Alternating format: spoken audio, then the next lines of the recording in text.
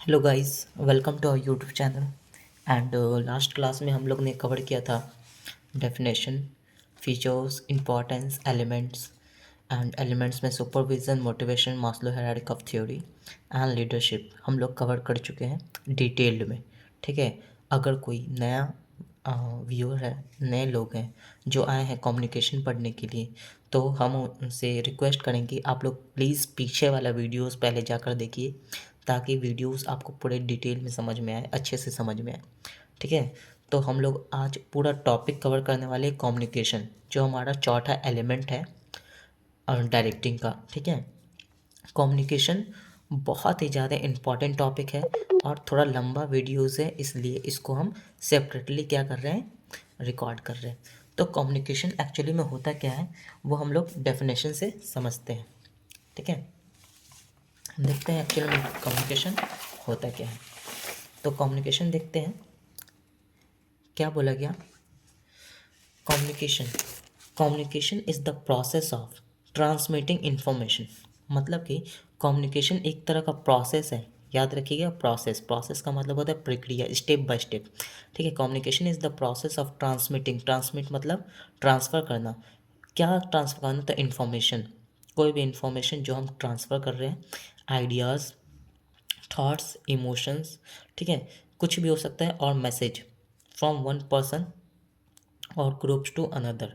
ठीक है, मतलब वो सारी चीज़, या कोई इन्फॉर्मेशन हो सकता है, कोई आइडियाज़ हो सकता है, कोई थॉट्स हो सकता है, कोई इमोशन हो सकता है, या फीलिंग हो सकता है, या फिर कोई पर्सनल मैसेज हो सकता है जो हम ट्रांसफ़र कर रहे होते हैं किसको, फ्रॉम वन पर्सन और ग्रुप टू अनदर।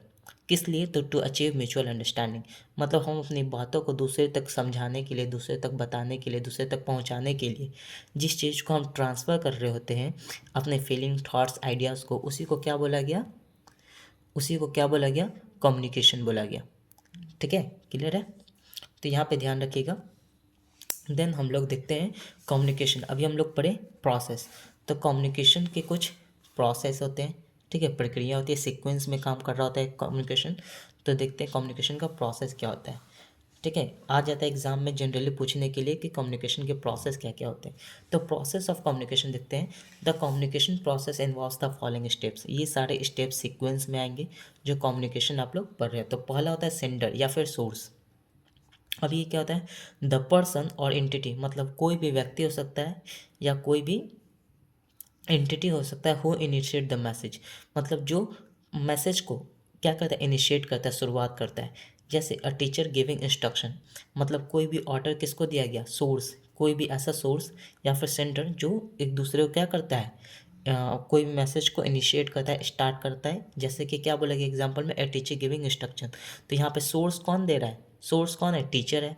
ठीक है, तो इसी को क्या बोलेगा, पहला एंटिटी क्या आता है, सोर्स, कि कहाँ से मैसेज आ रहा है। ठीक है, दूसरा होता है इनकोडिंग, मतलब जो दिया गया मैसेज उसको इनकोड करना। क्या बोला गया, the sender translate the ideas into a message, मतलब कि जो आपको मैसेज दे रहा है, ठीक है, वो अपनी बातों को क्या करता है, एक आइडिया को क्या करता है, मैसेज में कन्वर्ट करता है। कैसे कन्वर्ट करता है, तो यूजिंग वर्ड्स, सिम्बॉल्स और गेस्चर।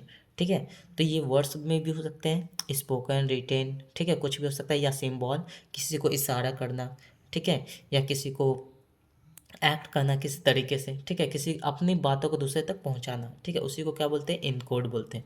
जैसे राइटिंग एन ईमेल और स्पीकिंग, या फिर बोलकर अपनी बातों को बता दिए दूसरे तक, या फिर ऐसे इशारा कर कर, तो उसी को क्या बोलते हैं, मतलब अपने आइडियाज़ को किसी बिहेवियर में कन्वर्ट करना, या रिटन फॉर्म में कन्वर्ट करना, या स्पोकन में कन्वर्ट करना को ये क्या कहते हैं, इनकोडिंग बोला जाता है।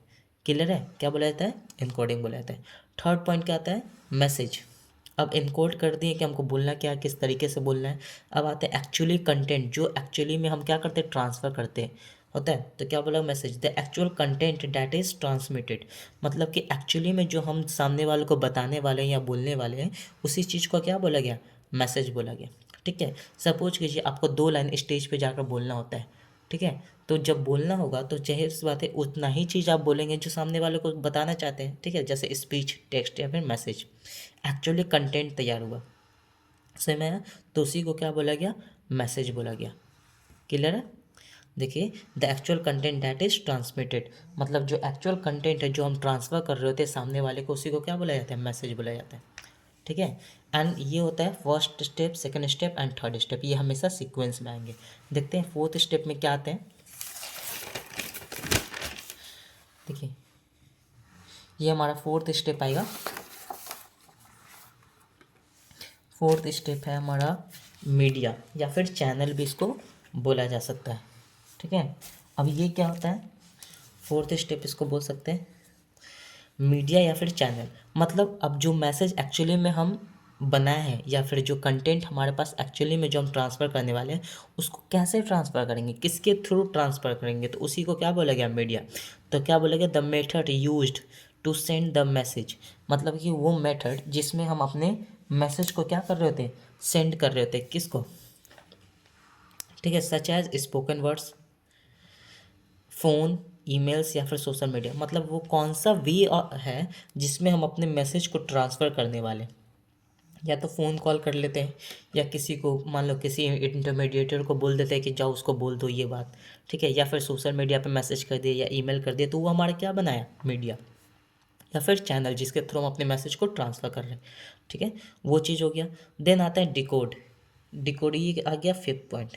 डिकोड में क्या होता है, the receiver translate the message into meaningful thoughts, मतलब कि जो भी हम इशारा किए या फिर जो भी हमारा गेस्चर था, द वे ऑफ कम्युनिकेशन था, उस चीज़ को जब हम सामने वाले को बताएं तो उसको क्या किया, उस बात को समझा। ठीक है, समझने के बाद उसको पहले कन्वर्ट किया मीनिंगफुल थॉट्स में। क्लियर है। तो उस चीज़ को कन्वर्ट करने के बाद क्या करता है वो, पहले उसी को बोलते हैं डिकोड। जो हम बात उसको बताएं, उस चीज़ को अंडरस्टैंड करने या समझना, ये क्या कहलाता है, डिकोडिंग कहलाता है। अब डिकोड करने के बाद नेक्स्ट स्टेप क्या है, रिसीव। क्या आया, रिसीव। रिसीव मतलब कि डिकोड किया, फिर वो मैसेज वो अपने पास रख लिया, रिसीव कर लिया। तो क्या रिसीव क्या हो गया, द इंडिविजुअल और group who receive the message. पहले जो हम बात बोले जिसके थ्रू, उसको वो समझा, समझने के बाद वो रिसीव कर लिया, अपने पास रख लिया उस मैसेज को। ठीक है, अब उसके अकॉर्डिंग उसको क्या बोला, उसके अकॉर्डिंग वो अपना रिएक्शन दिया। उस रिएक्शन को ही क्या बोला जाता है, फीडबैक बोला जाता है।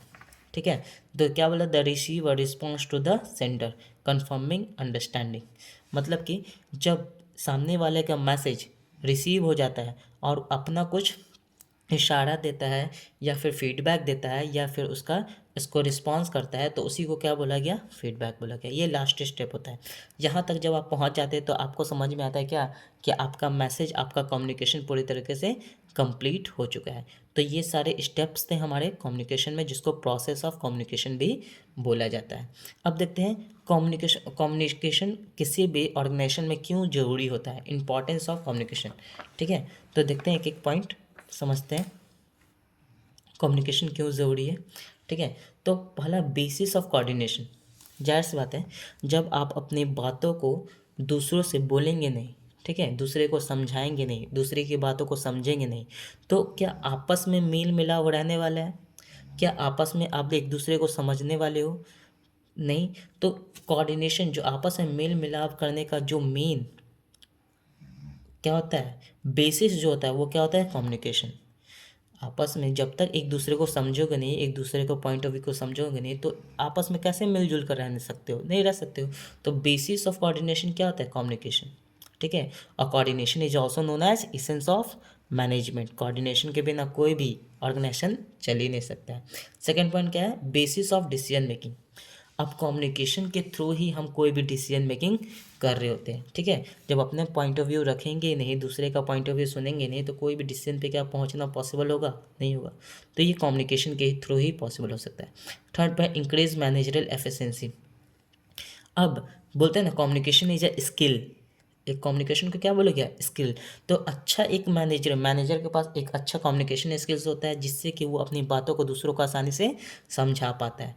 दूसरों को से क्या काम करवाना है, वो सारी चीज़ वो क्या करता है, आसानी से बता देता है। ठीक है, तो क्या करता है, मैनेजरल एफिशिएंसी को बढ़ाता है क्या, कम्युनिकेशन। वो इसीलिए बोला जाता है कि कम्युनिकेशन स्किल्स आपके पास होना चाहिए। चीज़ों को किस तरीके से बताना है, किस तरीके से इंटरप्रेट करना है, वो सारी चीज़ क्या कहलाता है, कम्युनिकेशन ही कहलाता है। तो मैनेजरल एफिशिएंसी को भी बढ़ाता है कौन, यही communication. Fourth point, helps in motivation. अब आपको बात कहने का तरीका आता होगा, चीज़ों को समझना समझाना आता है, ठीक है, तो आप क्या कर सकते हो, मोटिवेट आसानी से कर दोगे किसी भी एम्प्लॉयज़ को, ठीक है। होता है ना कि किसी की बात को सुनना अच्छा लगता है, तो उसके बात को सुनकर लोग क्या करते हैं, मोटिवेट होते हैं, नहीं ये बंदा कह रहा था कुछ अच्छा ही कह रहा होगा, चलो सुनते हैं, ठीक है। तो हेल्प्स इन मोटिवेशन करने में भी कम्युनिकेशन क्या करता है हमारा, बहुत ही ज़्यादा हेल्प कर रहा होता है।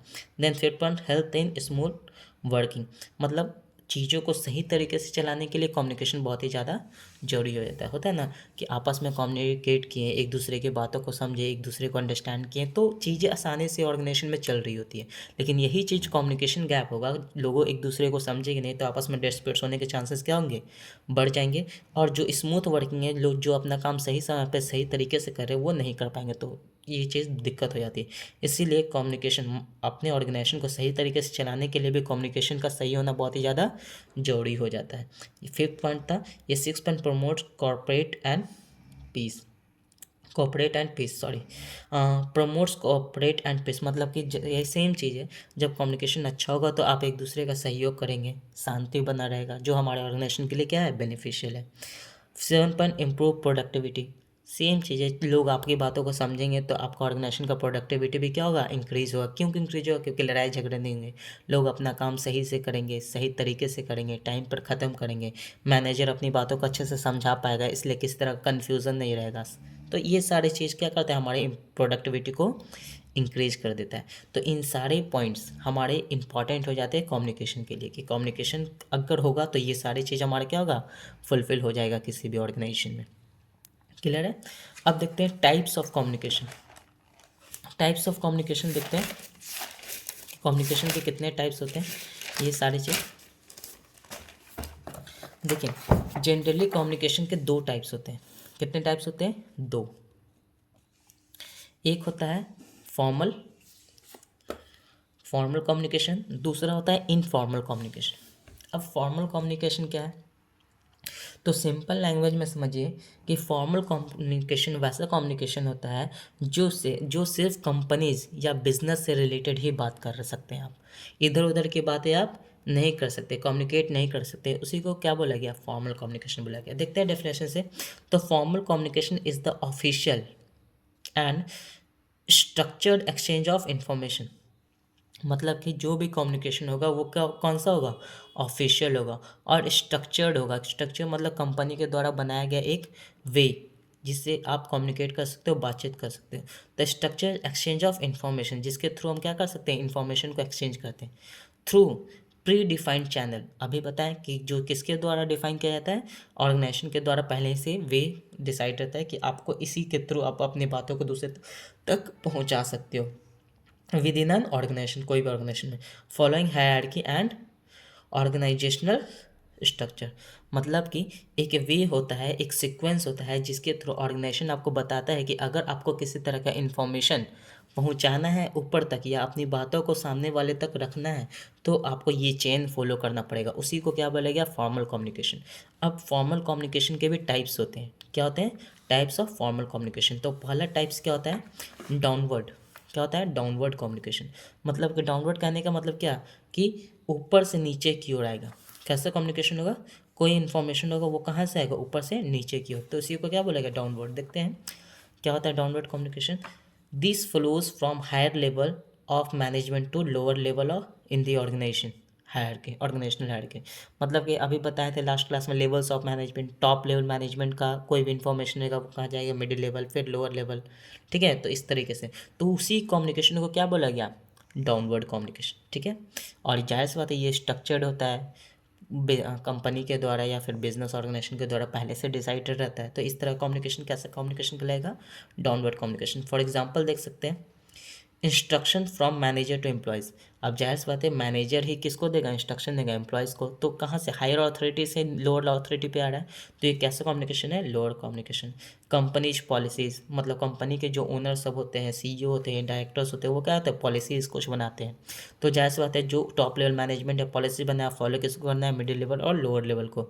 जॉब असाइनमेंट, ऊपर से कोई काम दिया गया, नीचे वाले को करना है, ठीक है, तो इसको ऑफिशियल नोटिस, ये भी ऊपर से ही नीचे की ओर जाता है। तो ये सारे कम्युनिकेशन का एग्जांपल किसका है, डाउनवर्ड कम्युनिकेशन। डाउनवर्ड कम्युनिकेशन किसका एग्जांपल है, फॉर्मल कम्युनिकेशन का। क्लियर है। दूसरा टाइप्स ऑफ फॉर्मल कम्युनिकेशन क्या होता है, just opposite, upward communication. Upward communication अब क्या होता है, तो जाहिर बात है this moves from subordinate to superior in the hierarchy, मतलब कि नीचे से, मतलब लोअर लेवल मैनेजमेंट से कहाँ जाएगा कम्युनिकेशन, ऊपर की ओर, मिडिल लेवल मैनेजमेंट, फिर मतलब कि जो कम्युनिकेशन आएगा वो नीचे से किस कहाँ जा रहा होगा, ऊपर की ओर। ठीक है, तो उसी को क्या बोला गया, अपवर्ड कम्युनिकेशन। ठीक है, फॉर एग्जांपल में रिपोर्ट्स, मान लो कोई भी काम कर दिया गया, काम करने के बाद रिपोर्ट सबमिट करना है, तो ये अपने सीनियर को ही रिपोर्ट सबमिट कर रहा होगा, फिर वो उस ऊपर तक रिपोर्ट जाएगा। ठीक है, तो कोई भी रिपोर्ट सबमिट करने का वाला बातचीत है तो वो कहाँ जाएगा, अपवर्ड की ओर जाता है, नीचे से ऊपर की ओर। फीडबैक, मतलब कि जाहिर सी बात है क्या रिजल्ट है उसका फीडबैक भी नीचे से ऊपर किया जाए। सजेशन कोई देना है, ग्रीवेंसेस, सबमिटिंग वर्कर्स ग्रीवेंसेस याद है, मतलब कि जो भी वर्कर्स के लेवल पे जो भी प्रॉब्लम होता है उसकी प्रॉब्लम को ऊपर तक पहुंचाना। ठीक है, तो ये भी क्या होता है, अपवर्ड कम्युनिकेशन का ही एग्जाम्पल है, जो किसका पार्ट है, फॉर्मल कम्युनिकेशन का पार्ट है। थर्ड वन देखते हैं, थर्ड टाइप्स ऑफ कम्युनिकेशन क्या होता है। थर्ड वन क्या आता है, हॉरिजॉन्टल कम्युनिकेशन।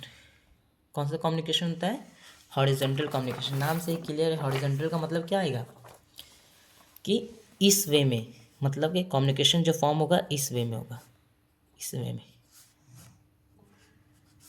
ठीक है, सीधा इस तरह।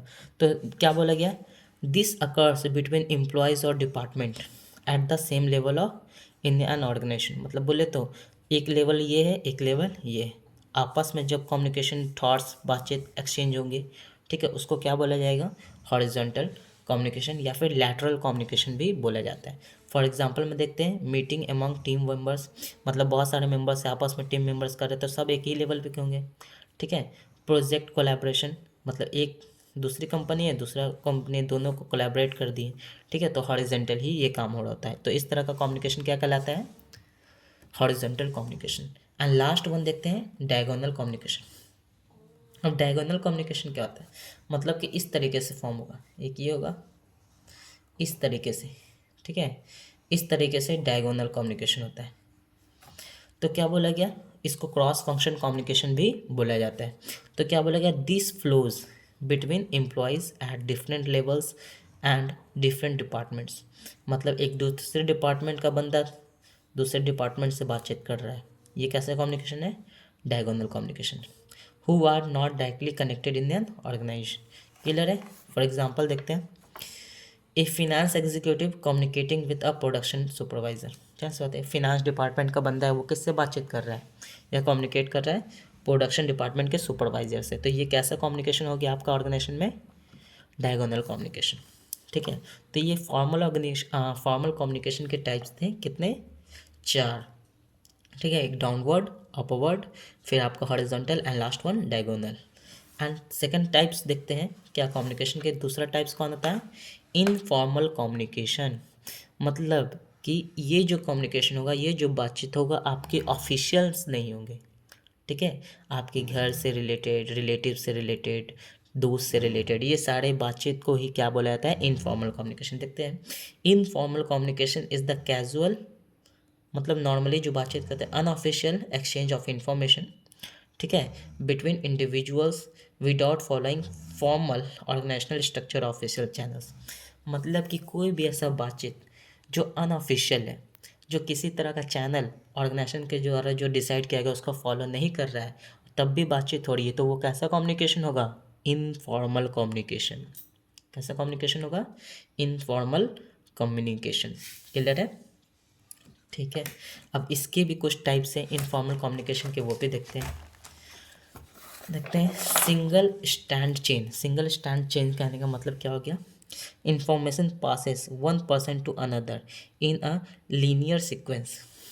ठीक है, मतलब कि एक चेन में कम्युनिकेशन पास हो रहा होगा, एक, एक से दो, दो से तीन, तीन से चार, इस तरह का कोई चेन होगा, उस तरह का कम्युनिकेशन पास हो रहा है, तो इसको क्या बोलते हैं, सिंगल स्टैंड चेन। ठीक है, दूसरा होता है गॉसिप। गॉसिप में मतलब क्या आता है, एक बंदा होगा, वो सबको कुछ इन्फॉर्मेशन बांट रहा होगा। ठीक है, कोई चीज़ अफवाह का बोल रहा होगा या फिर कुछ ना कुछ बोल रहा होगा, तो one person spread information to many others, इस तरीके का। क्लियर है।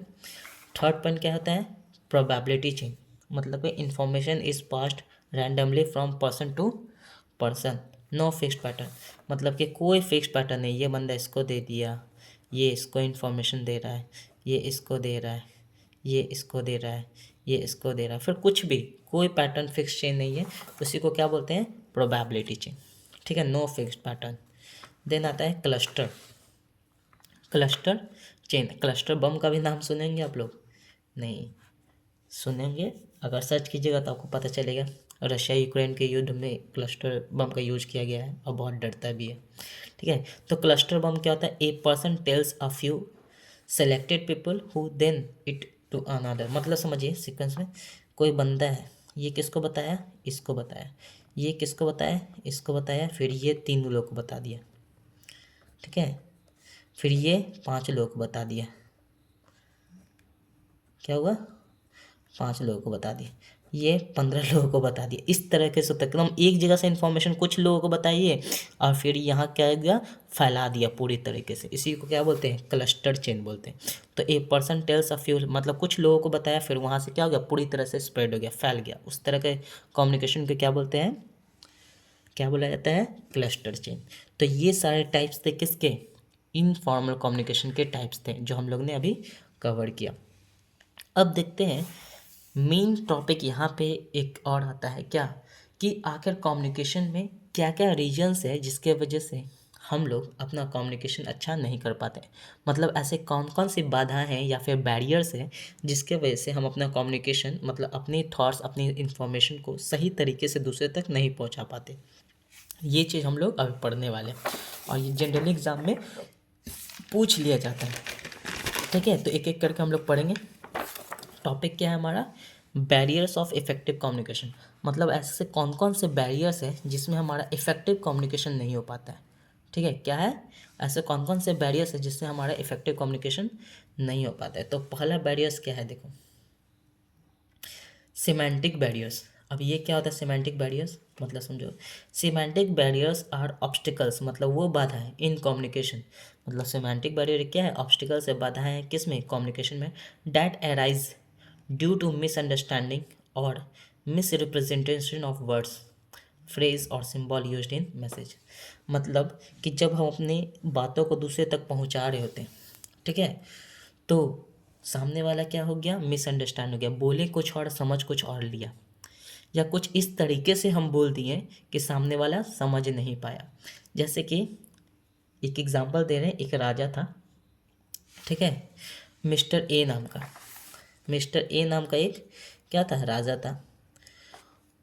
वो उसने उसके राज्य में, मान लो ये राज्य है उसका, इसके राज्य में हमला हुआ, क्या हुआ, हमला हुआ।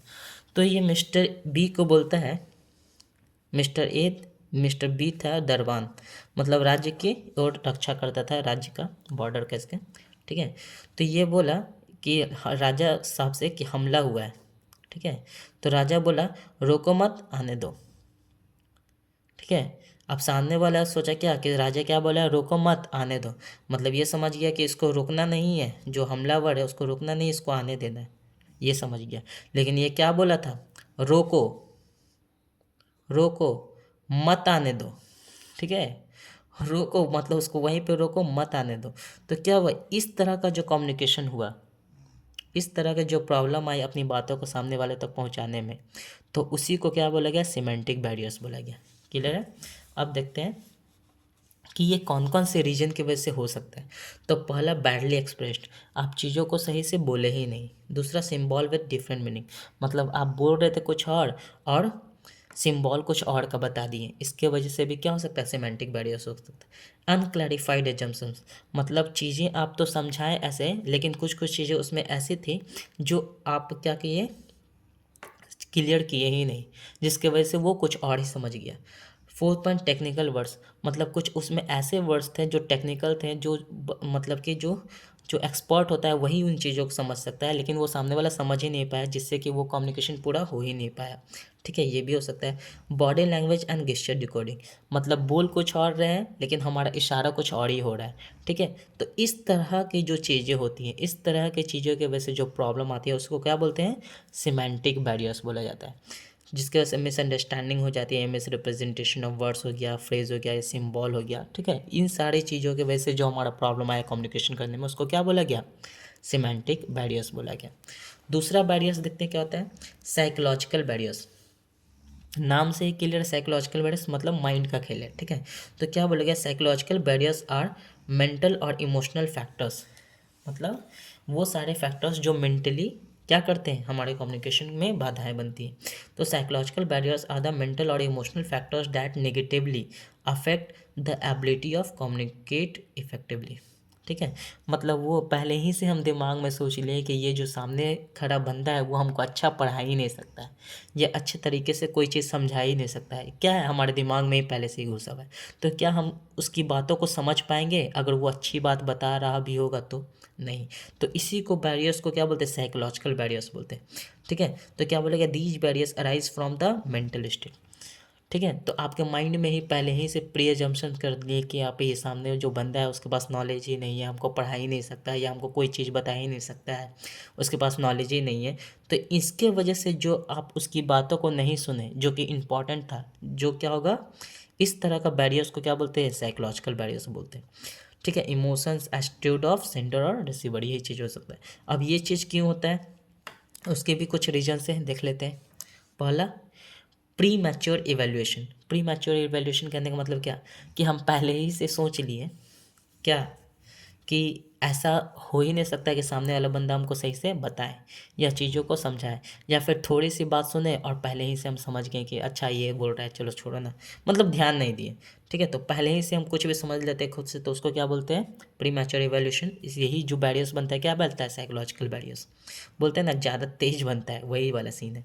लैक ऑफ अटेंशन, मतलब कि आप अटेंशन दिए ही नहीं, सामने वाला बंदा बोला और चला गया, आपने सुना ही नहीं, जिसकी वजह से क्या हुआ, आपने कम्युनिकेशन पूरी तरीके से समझा ही नहीं, जिसकी वजह से क्या हो सकता है, ऑर्गेनाइजेशन में आगे प्रॉब्लम हो सकता है।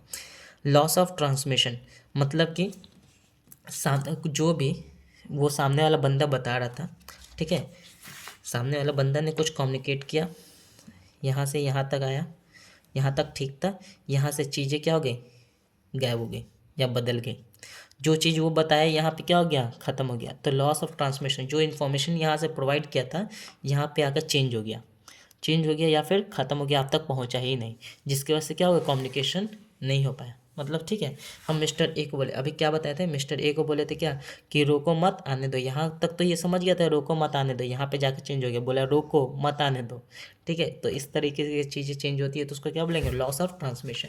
मतलब थोड़ा देर तक सही रहा इन्फॉर्मेशन, बाद में बीच में क्या हो गया, चेंज हो गया। Fourth point, distrust. Distrust same चीज़ है कि हमको विश्वास ही नहीं है कि सामने वाला बंदा क्या करेगा, अच्छे से बता सकता है, समझा सकता है, या उसके पास नॉलेज है, जिसकी वजह से हम कम्युनिकेट नहीं कर पाए, टेंशन नहीं दे पाए, जिसकी वजह से क्या हो गया, कम्युनिकेशन करने में प्रॉब्लम आए। उसी को क्या बोलेंगे, साइकोलॉजिकल बैरियर्स, ठीक है। क्वेश्चन आता है एग्जाम में, पूछ लेगा कि सिमेंटिक बैरियर्स क्या है, इसमें से पूछ लेगा, बताओ बैडली एक्सप्रेस्ड कौन से बैरियर्स में आता है, तो आपको बोलना पड़ेगा सिमेंटिक बैरियर्स।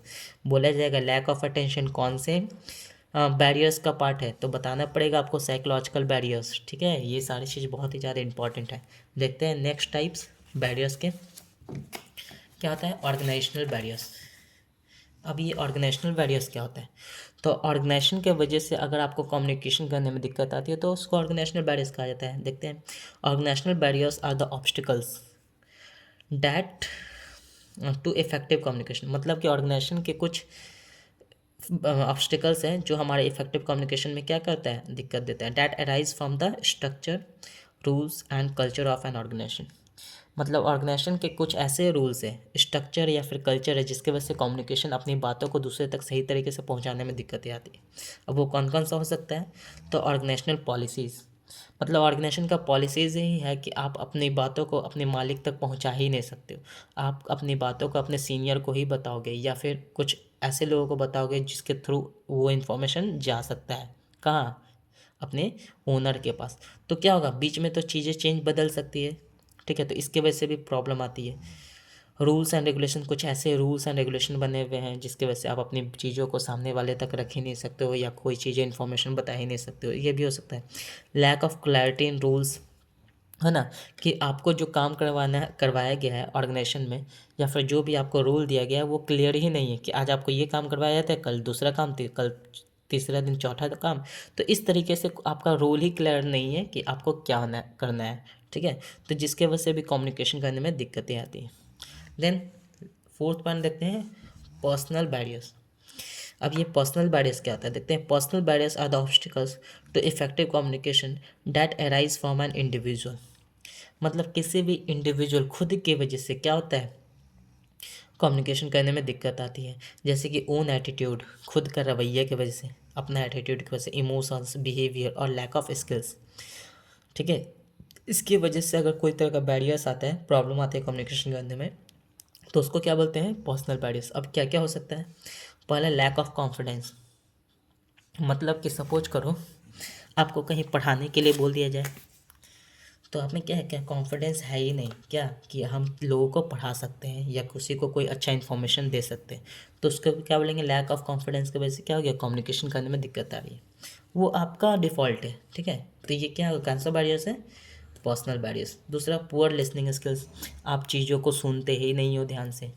ठीक है, तो इसके वजह से भी कम्युनिकेशन करने में दिक्कत आती है। Fear of losing the job, मतलब आपको चीज़ें तो पता है लेकिन आपको डर लगता है कि अगर हम किसी को बोलेंगे, अपनी बातों को रखेंगे तो हमको जॉब से निकाल दिया जाएगा। इसके वजह से भी ऑर्गेनाइजेशन में कम्युनिकेशन की प्रॉब्लम आती है। नेगेटिव एटीट्यूड, कोई भी चीज़ जो आपको बोलता है आप हमेशा उल्टा ही सोचने लगते हो। ठीक है, पॉजिटिव नहीं सोचते हो। इसके वजह से भी बैरियर्स आते हैं कम्युनिकेशन में, जो हमारे ऑर्गेनाइजेशन को क्या करता है, अफेक्ट करता है। ठीक है, तो ये सारे बैरियर्स थे किसको, कम्युनिकेशन में, जिसके वजह से हमारा ऑर्गेनाइजेशन में प्रॉब्लम आती हैं। चीज़ों को सही तरह से क्लियर नहीं किया जाएगा, अपनी बातों को सामने तक पहुंचाया नहीं जाएगा, तो कोई भी सामने वाला काम अपना सही से नहीं कर पाएगा। इसीलिए कम्युनिकेशन स्किल्स होना बहुत ही ज़्यादा ज़रूरी हो जाता है। तो ये सब तो सारे थी प्रॉब्लम। ठीक है, जिसकी वजह से हमको कम्युनिकेशन करने में, अपनी चीज़ों को, अपनी बातों को दूसरे तक पहुँचाने में क्रिएट होती है। लेकिन अगर हम प्रॉब्लम को सॉल्व करने का क्या क्या तरीका है, ठीक है, आप अपने कम्युनिकेशन को इम्प्रूव कैसे कर सकते हैं, कैसे इन चीज़ों को ख़त्म कर सकते हैं, तो पहला चीज़ देखते हैं। उसी का लास्ट टॉपिक है हमारा, क्या लास्ट टॉपिक है हमारा, इम्प्रूव कम्युनिकेशन। मतलब बोलते हैं कम्युनिकेशन स्किल्स, अपनी बातों को, चीज़ों को दूसरे तक सही तरीके से कैसे पहुंचाओगे, तो इस चीज़ को फॉलो करके पहुंचाओगे। तो क्या हो गया, क्लैरिफाई आइडिया बिफोर कम्युनिकेशन। मतलब कोई भी बात अगर दूसरे तक पहुंचाना चाहते हो, ठीक है, तो जो भी आपके आइडियाज़ है दिमाग में, उसको पूरी तरीके से क्लियर रखना, हर एक पॉइंट क्लियर रखना, ताकि जब आप अपनी बातों को दूसरे को बताओ तो उसमें फंसो ना। ठीक है, तो ये बहुत ही ज़्यादा ज़रूरी हो जाता है। कोई भी बात जब सामने वाले को बताओ तो आपके माइंड एकदम क्लियर होना चाहिए कि आपको एक्चुअली में बोलना क्या है। ठीक है, पहला चीज़ तो ये, अगर ज़रूरत है तो अकॉर्डिंग टू द नीड्स। ठीक है, मतलब अगर नहीं है ऐसा कोई अजम्पशंस, या फिर ऐसा कोई टेक्निकल वर्ड्स नहीं है, या फिर कोई ऐसा चीज़ नहीं है जो आपको ज़्यादा समझाने की ज़रूरत है, तो हम नहीं करना है। ठीक है, सेकंड पॉइंट, थर्ड पॉइंट क्या है, कंसल्ट बिफोर कम्युनिकेशन। अगर आपको लगता है कि हमको किसी से कंसल्ट या फिर राय विचार लेना चाहिए किसी को कुछ बताने से पहले, तो आप बिल्कुल ले लीजिए। ठीक है, सपोज कीजिए आपको टीचिंग पहली बार करने के लिए मिल रहा है, तो आपको लगता है कि नहीं हमारे पास टीचर ऑलरेडी है, तो हम उनसे पूछ सकते हैं कि सर पहली बार पढ़ा रहे हैं, हमको कुछ आइडियाज़ दीजिए, या पहली बार एग्ज़ाम दे रहे हैं, हमको कुछ आइडियाज़ दीजिए। तो इस तरीके से क्या होता है, कंसल्ट करना भी ज़रूरी हो जाता है, जिससे कि आप चीज़ों को आसानी से, अपनी बातों को दूसरे तक पहुंचा सकते हो। ये भी ज़रूरी होता है। अगर आप ऐसा करते हैं तो आप आसानी से चीज़ों को सामने वाले तक पहुंचा देगा और सामने वाला समझेगा इस बात को। ठीक है, फोर्थ पॉइंट क्या है, प्रॉपर फीडबैक। अब जब आप चीज़ों को समझा देते हो तो सामने वाले से पूछो कि क्या हम जो बात तुमको समझाएं वो चीज़ तुमको समझ में आई। अगर वो बोलेगा हाँ, समझ में आ गई आपकी सारी बातों को, या फिर कोई ऐसे वर्ड्स हैं जो तुमको समझ में नहीं आए, तो ये सारे जब वो प्रॉपर फीडबैक दे देगा, तो क्या होगा, आपका कम्युनिकेशन कहीं ना कहीं फुलफिल हो जाएगा। ठीक है, पूरा हो जाएगा। Fifth point, use of proper language and tone. जब आप चीज़ों को बता रहे हो तो आपका लैंग्वेज सिंपल होना चाहिए। लैंग्वेज ऐसा होना चाहिए कि सामने वाले को समझ में आए। टोन ऐसा होना चाहिए कि लगे कि सामने वाला कुछ समझा रहा है या फिर बता रहा है। अब पता चले कि सामने वाले को पढ़ा लिखा नहीं है, हम उसको इंग्लिश में समझा कर आ जाए, प्यार से समझाएं लेकिन इंग्लिश में समझाएं, अब सामने वाले को कुछ समझ में ही नहीं आया तो ठीक है, तो सामने वाला जिसको भी हम चीज़ें बता रहे होंगे उसको उसी के लैंग्वेज में बताना है, और टोन अच्छा होना चाहिए, बोलने का तरीका सही होना चाहिए, ठीक है, ये चीज़। 6 पॉइंट गुड लिसनर। अब कम्युनिकेशन करने से पहले आपको एक गुड लिसनर बनना पड़ेगा। अच्छा से सुनिए, उसके बाद ही आप क्या कीजिए, किसी को कोई चीज़ बताइए। इसीलिए बोला गया है, इसीलिए क्या, a good listener always be a good speaker. मतलब एक अच्छा श्रोता, अच्छा सुनने वाला ही अच्छा वक्ता बन सकता है, बोलने वाला हो सकता है। तो सबसे पहले आप किसी को कम्युनिकेट करने से पहले चीज़ों को समझिए, सुनिए, उसके बाद किसी को कोई चीज़ बताइए, ठीक है। 7 पॉइंट ओपन माइंड रहना चाहिए। मतलब कि ऐसा नहीं होना चाहिए कि डबल मीनिंग बातें हो रही है, या चीज़ों को क्लियर रखना चाहिए, ठीक है। कोई भी किसी तरह कन्फ्यूज़न माइंड में नहीं रहना चाहिए, ये चीज़।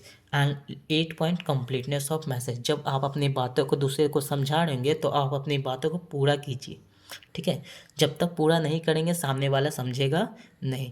ये सारे चीज़ को जब आप फॉलो कीजिएगा किसी भी कम्युनिकेशन में, तो आपका कम्युनिकेशन बहुत ही बेस्ट होने वाला है। चीज़ों को लोग आसानी से समझेंगे, आपके ऑर्गेनाइजेशन में किसी तरह का दिक्कत नहीं आएगी, बिजनेस बहुत ही स्मूथली रन करेगा, और हमेशा आप क्या करेंगे, ग्रोथ करेंगे, आपके ऑर्गेनाइजेशन में ग्रोथ होने वाला है, ठीक है। तो ये सारी चीज़ बहुत ही ज़्यादा ज़रूरी था। आज हम लोग पूरा टॉपिक हम लोग कवर कर चुके हैं डायरेक्टिंग का, जो बहुत ही ज़्यादा इम्पॉर्टेंट टॉपिक था, ठीक है। बहुत क्वेश्चन इससे बनते हैं, इसलिए ये टॉपिक आप लोग पढ़िए। अगर वीडियोस अच्छा लगे तो लाइक कीजिए, शेयर कीजिए, सब्सक्राइब कीजिए, एंड चैनल को शेयर कीजिए, ठीक है। आप लोग के लिए ही वीडियो बना है तो थोड़ा सा सपोर्ट चाहिए, ठीक है। Thank you, have a good day. आज के लिए इतना ही।